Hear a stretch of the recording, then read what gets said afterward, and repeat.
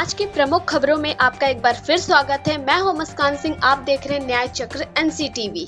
संविधान शिल्पी के गांव में दलितों का रास्ता बंद, अभिनेता सतीश कौशिक की मौत या हत्या, दलित साहित्यकारों की पुस्तकों का हुआ विमोचन, भावुक हुए एडवोकेट RR जैसवार, ऊर्जा मंत्री की अपील। अब खबरें विस्तार से।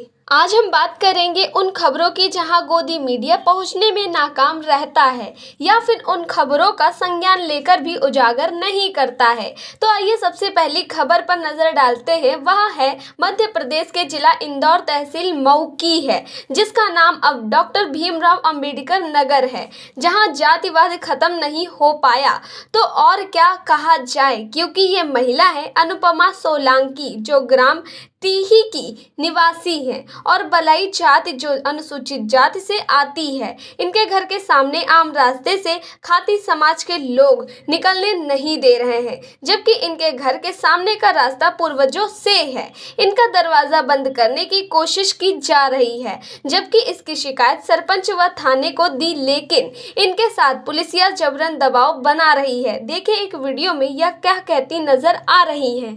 सर, मैं राजूबाई सोलंकी टीही गांव की निवासी हूं सर।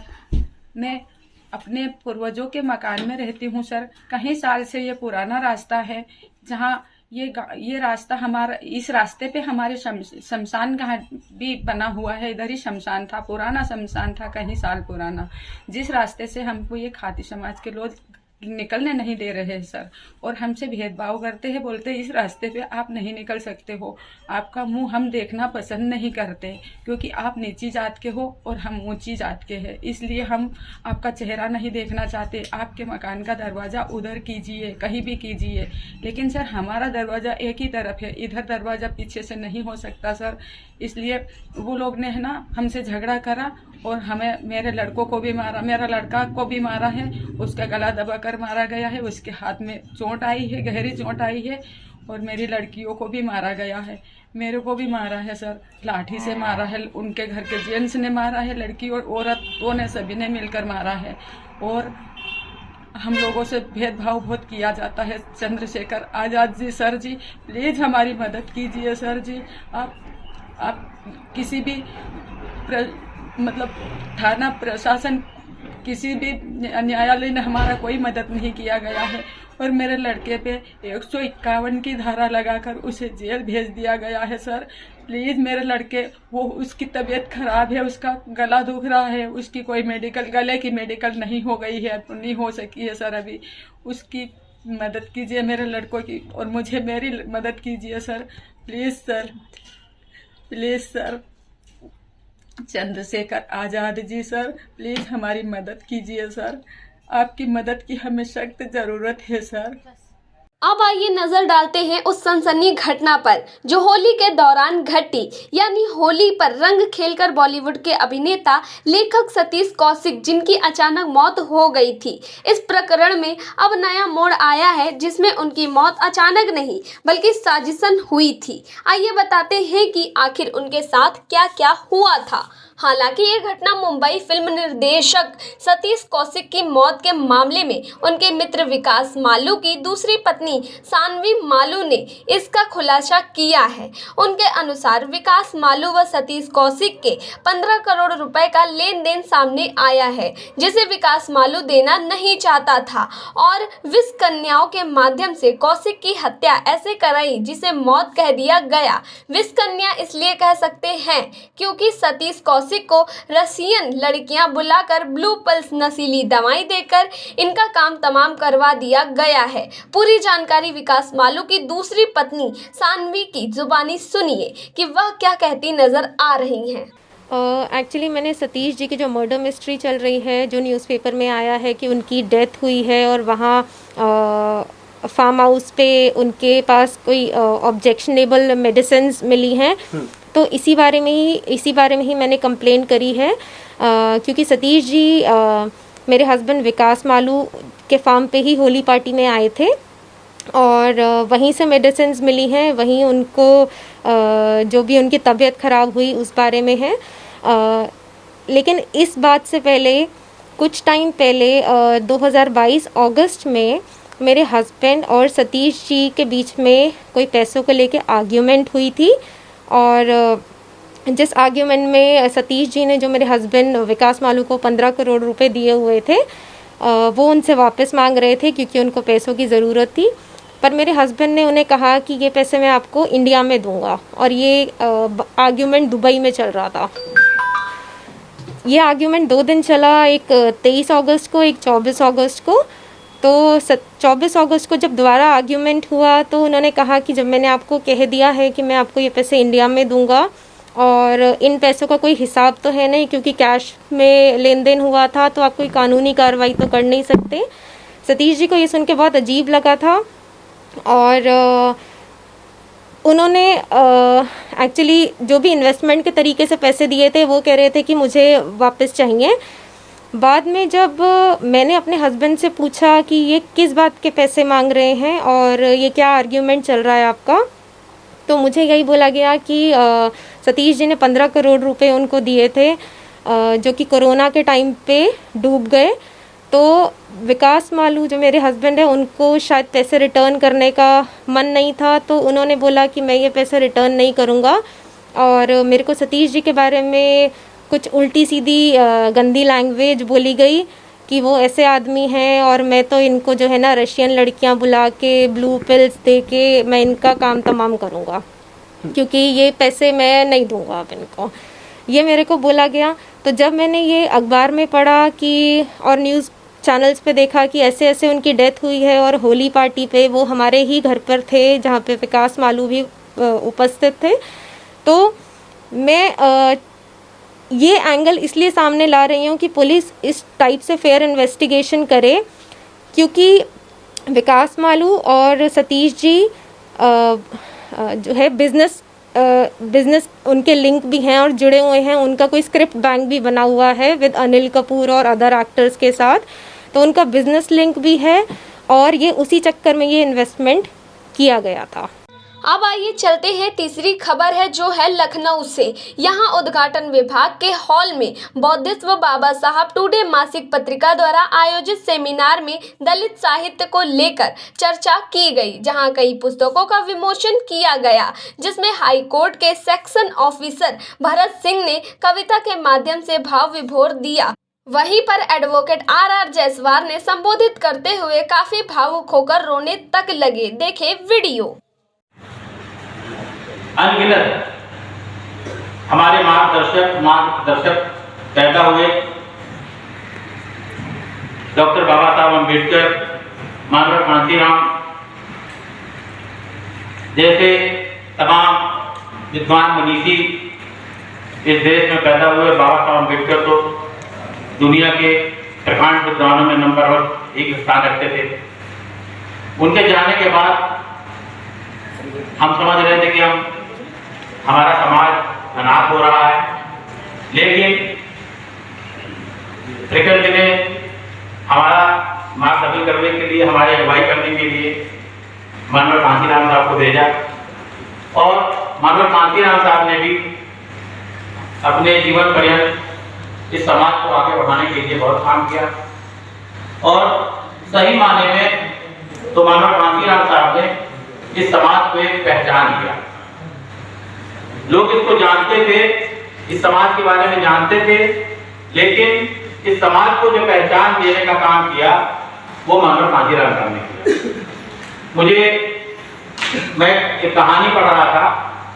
मानव कांशीराम साहब अपने मिशन के सिलसिले में अपने एक साथी के पास जा रहे थे। उन दिनों मोबाइल होते नहीं थे। वो बस से उतरे और बस से उतरने के बाद जिसके पास जाना था उनका गांव 5 किलोमीटर दूर था। जून की दोपहरी मानव कांशीराम साहब ने एक रिक्शे वाले को रोका, कहा भैया आपको फला गांव में जाना है। उन्होंने कहा 5 रुपया का किराया लगेगा। उन्होंने कहा मेरे पास तो अठन्नी पड़ी हुई है। आप सोचिए, अठन्नी माने 50 पैसा। आज के बच्चे अठन्नी नहीं जानते हैं। उनके पास अठन्नी पड़ी थी। उन्होंने कहा मेरे पास तो सिर्फ अठन्नी पड़ी हुई है, तो मैं 5 रुपये कैसे दे सकता हूँ। और रिक्शे वाले ने उनको ले जाने से मना कर दिया। अब सोचिए, वो आज वो आदमी महामानव हवाई चप्पल पहने हुए, हाफ शर्ट और पैंट पहने हुए और पैदल 5 किलोमीटर का सफर तय करते हैं। उनके साथ जब जाते जाते पैदल जा रहे होते उनकी एक चप्पल टूट जाती है, एक हवाई चप्पल उनकी टूट जाती है। अब उन्होंने सोचा मेरा गड्डी बची हुई है और कोई रास्ते में बनाने वाला भी नहीं था, उन्होंने उसको एक चप्पल हाथ में ले लिया। अब एक चप्पल पहन के आपने सोची कैसे। इस सेमिनार का उद्घाटन न्यायमूर्ति खेमकरण ने किया तथा ज्ञान प्रकाश जख्मी द्वारा आयोजित इस कार्यक्रम को KGMC के प्रोफेसर सुरेश कुमार सहित कई वक्ताओं ने संबोधित किया। हमारे जहन में लाने का प्रयास किया है, आम जनता के विचार के लिए, चिंतन के लिए प्रस्तुत किया है। मैं उनको बहुत बहुत धन्यवाद देता हूँ और भगवान मुझसे प्रार्थना करता हूँ कि वो उनके इस जज्बे को, इस विशेष क्वालिटी को जो राइटिंग के माध्यम से अपने को नई सभी को जागृत करने की क्षमता रखते हैं। मैं प्रार्थना करता हूँ कि वो इनकी इस क्षमता को, इस अप्रोच को, इस चिंतन को कि सभी को जगाएं, सभी को प्रेरित करें, उनको ये बनाए रखें, उनको ताकत दें। वैसे तो विषय बोलने के लिए एक दूसरा है, तो मैं उस पर थोड़ा सा 2-4 शब्द कहना चाहूँगा जो दिया हुआ है। इसमें महान सत्याग्रह का एक विषय है, जिसके विषय में अभी एक वक्ता ने इंगित किया है और कुछ कहा है। आप सभी लोग करीब करीब जो भी यहाँ आए हैं इसके विषय में जानते होंगे, ऐसा हमारा अनुमान है। जिन्होंने भी बाबा साहब के साहित्य को ध्यान से पढ़ा होगा, बहुत विशेष उसमें ज्ञान रखते होंगे। बाबा साहब ने जो संघर्ष किए उनमें पुस्तकों के रूप में, पुस्तकों में दिए गए विषयों के विषय में, व्याख्यान वगैरह में, आर्टिकल्स में काफी कुछ है। आज के कार्यक्रम की आपके बीच में विमोचन हो रही है। इसी के साथ बाबा साहब को पत्रिका के और 16 मार्च से होने वाली बिजली कर्मचारी संगठनों से अपील करते हुए ऊर्जा मंत्री AK शर्मा जी, देखिए उन्होंने क्या कहा। विद्युत विभाग से जुड़े हुए कर्मचारियों, अधिकारियों और उनके परिवारजनों का कल्याण और उनका हित हमेशा हमारे हृदय में है।